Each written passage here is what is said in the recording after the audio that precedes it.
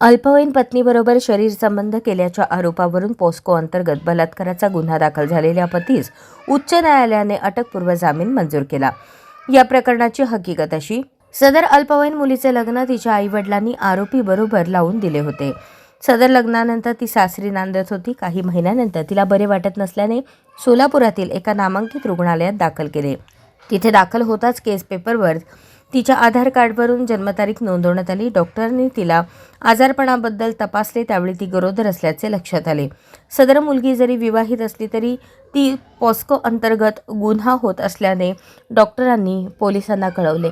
पोलिसांनी तिचा जबाब घेतला आणि जबाबाच्या आधारे नवऱ्यावर बलात्काराचा गुन्हा दाखल केला। नवऱ्याने दाखल केलेला अटकपूर्व जामीन सेशन कोर्टाने फेटाळून लावला। त्यानंतर नवऱ्याने ॲडव्होकेट जयदीप माने यांच्यामार्फत कोल्हापूर उच्च न्यायालयात अटकपूर्व जामीन अर्ज दाखल केला। सदर अटकपूर्व जामीन अर्जाच्या सुनावणी दरम्यान ॲडव्होकेट जयदीप माने यांनी असा युक्तिवाद केला, लग्न ठरवले त्यावेळी पत्नी अल्पवयीन आहे याची कल्पना आरोपीला देण्यात आली नव्हती। आरोपी निष्पाप आहे। दोन्ही बाजूंचा युक्तिवाद ऐकून न्यायमूर्तींनी आरोपीचा अटकपूर्व जामीन अर्ज मंजूर केला। या प्रकरणी आरोपीतर्फे ॲडव्होकेट जयदीप माने यांनी तर सरकार पक्षातर्फे ॲडव्होकेट राणे तर पत्नीतर्फे ॲडव्होकेट श्रुती जाधव यांनी काम पाहिले। सदर प्रकरणी पोलिसांनी पत्नीचे आईवडील, सासू सासरे यांच्याविरुद्ध देखील न्यायालयात दोषारोपपत्र पाठवले आहे।